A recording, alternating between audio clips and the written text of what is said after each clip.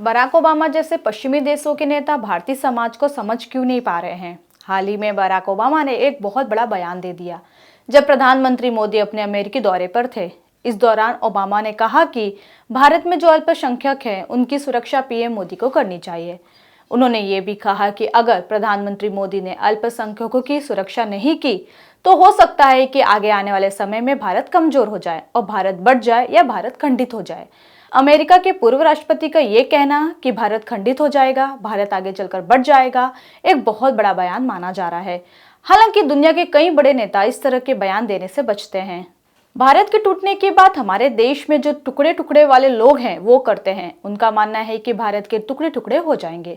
पंजाब में खालिस्तानी ये बात करते हैं कि हम अलग खालिस्तान बना लेंगे तो भारत के टुकड़े टुकड़े हो जाएंगे। या फिर एक खास विचारधारा के लोग हैं जो पाकिस्तान समर्थक है, आतंकवादी हैं, वो भारत के टुकड़े टुकड़े करना चाहते हैं। दुनिया में ऐसे कई लोग बैठे हैं जिनमें कुछ लोग खालिस्तान बना लेना चाहते हैं तो कोई उधर कश्मीर ले लेना चाहता है। ये लोग देश के टुकड़े टुकड़े की बात करते हैं। और अब जो बराक ओबामा कर रहे हैं वो भी वही बात कर रहे हैं कि अगर अल्पसंख्यक समाज को साथ में नहीं लिया प्रधानमंत्री मोदी ने तो भारत खंडित हो जाएगा। लेकिन सोचने वाली बात यह है कि ये लोग ऐसा कर क्यों रहे हैं, आखिर इसका कारण क्या है। आज का हमारा यह विश्लेषण इसी मुद्दे को लेकर है।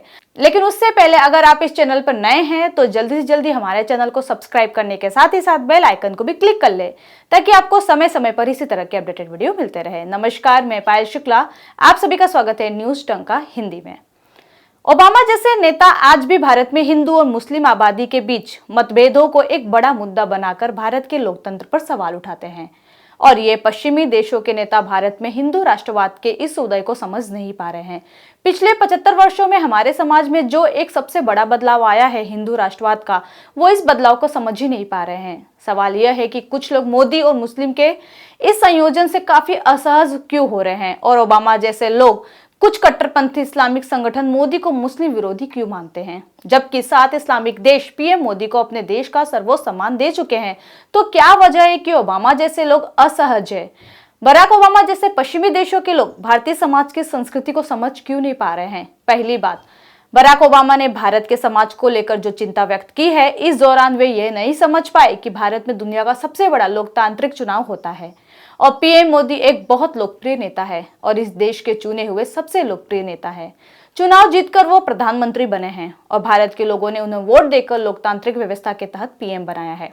शायद इस बात को बराक ओबामा जैसे नेता अब भी नहीं समझ पा रहे हैं। वो बात तो करते हैं भारत के लोकतंत्र की, कहते हैं भारत का लोकतंत्र खतरे में है, लेकिन वो ये भूल जाते हैं कि दुनिया के सबसे बड़े लोकतंत्र में 140 करोड़ लोगों ने वोट देकर चुनकर अपने लोकप्रिय नेता को उस सिंहासन पर बैठाया है। इस बात को वो आखिर क्यों भूल रहे हैं। दूसरा, हिंदू राष्ट्रवाद को अक्सर स्वीकार नहीं किया जाता है, इसे खराब माना जाता है, जबकि ये हिंदू राष्ट्रवाद एक सच्चाई है। इसलिए ओबामा जैसे लोगों को यह समझ में आ नहीं रहा है कि हिंदू राष्ट्रवाद एक सच है और ये पिछले 75 वर्षों में भारत के सोसाइटी में आया सबसे बड़ा बदलाव है। और इस बदलाव को ना तो कांग्रेस समझ पाई और ना ही पश्चिमी देश, लेकिन पीएम मोदी ने इस बदलाव को समझा और उन्होंने इस बदलाव को एक आवाज दी और ये बदलाव समाज के अंदर से ही आ रही थी, कहीं बाहर से नहीं। यानी ये जो हिंदू राष्ट्रवाद की सच्चाई है, इसे हमेशा आलोचना के दायरे में रखा गया, जबकि ये वो सच है जो भारतीय समाज में आए बदलाव को दर्शाता है और ये भारतीय समाज के डीएनए में है। और अगर कोई इस बदलाव को समझेगा ही नहीं तो भारत के इस समाज का डीएनए कैसे जान पाएगा। और बराक ओबामा से भी यही गलती हुई है। अमेरिका के पूर्व राष्ट्रपति बराक ओबामा भारत में धर्म की आजादी को लेकर दिए गए बयान पर घिरते नजर आ रहे हैं। ऐसा नहीं है कि उनके बयान की आलोचना और सवाल भारत से ही पूछे जा रहे हैं, बल्कि अमेरिका से भी आवाज उठ रही है। भारत की वित्त मंत्री निर्मला सीतारमण ने 6 मुस्लिम देशों पर बमबारी वाला सवाल दागकर ओबामा पर करारा हमला बोला। उन्होंने सवाल किया कि क्या ओबामा के राष्ट्रपति रहते 6 देशों सीरिया, यमन, सऊदी, इराक और अन्य मुस्लिम देशों में बमबारी नहीं हुई। सीतारमण के बयान की पुष्टि द गार्डियन ने भी की है। द गार्डियन में लिखे अपने लेख में मेडिया बेंजामिन ने कहा कि अधिकांशतः अमेरिकियों को शायद यह जानकर आश्चर्य होगा कि जिस राष्ट्रपति को उन्होंने एक अनिच्छुक योद्धा बताया था वो वास्तव में एक बाज निकला। ओबामा जॉर्ज डब्ल्यू बुश के युद्धों को समाप्त करने का वादा करके राष्ट्रपति बने थे, लेकिन उन्हें अमेरिकी इतिहास में किसी भी राष्ट्रपति की तुलना में लंबे समय तक युद्ध में रहने के बाद व्हाइट हाउस छोड़ा। वह युद्ध में 2 पूर्ण कार्यकाल तक सेवा करने वाले एकमात्र राष्ट्रपति थे। वहीं भारत के रक्षा मंत्री राजनाथ सिंह ने कहा कि ओबामा को यह नहीं भूलना चाहिए कि भारत ही एकमात्र ऐसा देश है जो विश्व में रहने वाले सभी लोगों को परिवार का सदस्य मानता है। अंतर्राष्ट्रीय धार्मिक स्वतंत्रता आजादी पर बने अमेरिकी आयोग के पूर्व मुखिया जॉनी मूर ने ओबामा की टिप्पणी पर कड़ी प्रतिक्रिया दी। मूर ने ओबामा को इसके लिए फटकार लगाई और कहा कि पूर्व अमेरिकी राष्ट्रपति को देश की आलोचना करने से ज्यादा भारत की तारीफ करने में अपनी ऊर्जा खर्च करनी चाहिए। जॉनी मूर ने पीएम मोदी के मिस्र दौरे की सराहना की। मूर ने कहा कि दुनिया के सबसे अधिक आबादी वाले देश के प्रधानमंत्री ने महत्वपूर्ण अरब देश के राष्ट्रपति के साथ बैठकर यह मैसेज दिया कि भविष्य उज्जवल है। मूर ने कहा कि दुनिया के सबसे अधिक हिंदू आबादी वाले देश के नेता को विश्व के सबसे बड़े इस्लामिक राष्ट्र से सम्मान मिला।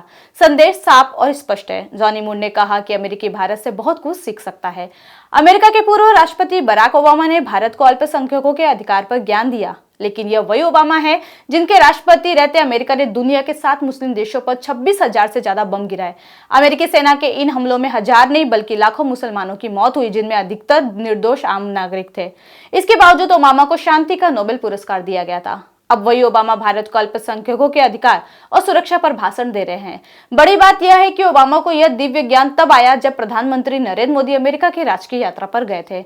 हालांकि जिसे ओबामा जवाब बता रहे हैं वो असल में एक किस्म की धमकी है। सवाल तो यह है कि अमेरिका को यह तय करने का अधिकार कौन देता है कि लोकतंत्र क्या है और क्या नहीं। सबसे पहले तो उन्हें यह बात ध्यान रखनी चाहिए कि वो ऐसा बयान दुनिया के सबसे बड़े लोकतंत्र के बारे में दे रहे हैं और उस नेता के बारे में दे रहे हैं जिन्हें इस लोकतंत्र ने 2 बार लगातार बहुमत से अपना नेता चुना है।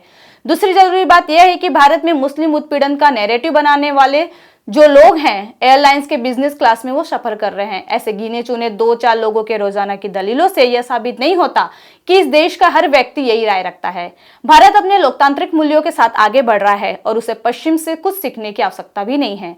तीसरी बात जो बराक हुसैन ओबामा को ध्यान में रखनी चाहिए वो ये कि कम से कम ओबामा को तो मुस्लिम समुदाय के हितों के बारे में प्रोपेगेंडा नहीं फैलाना चाहिए। अमेरिकी राष्ट्रपति रहते हुए ओबामा ने आधा दर्जन मुस्लिम देशों पर बमबारी की थी। ये वही ओबामा है जिनकी लीडरशिप में संयुक्त राज्य अमेरिका ने कम से कम 7 अलग अलग देशों में हवाई हमले का आदेश दिया। अगर उन्हें उनका ही एक बयान याद दिलाए तो साल 2009 में नोबेल शांति पुरस्कार स्वीकार करते हुए उन्होंने कहा था कि कभी कभी युद्ध नैतिक रूप से सही होते हैं। हालांकि पीएम नरेंद्र मोदी ने अमेरिका में साफ कहा कि उनकी सरकार सबका साथ सबका विकास सिद्धांत पर काम करती है और किसी भी समुदाय के साथ भेदभाव नहीं करती है।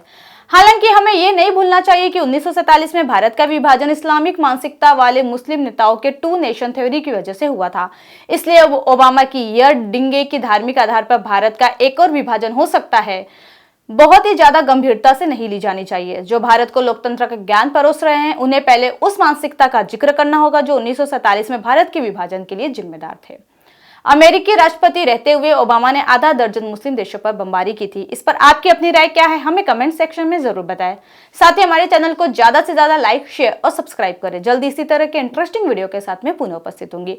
तब तक के लिए मुझे दीजिए इजाजत। जय हिंद, वंदे मातरम।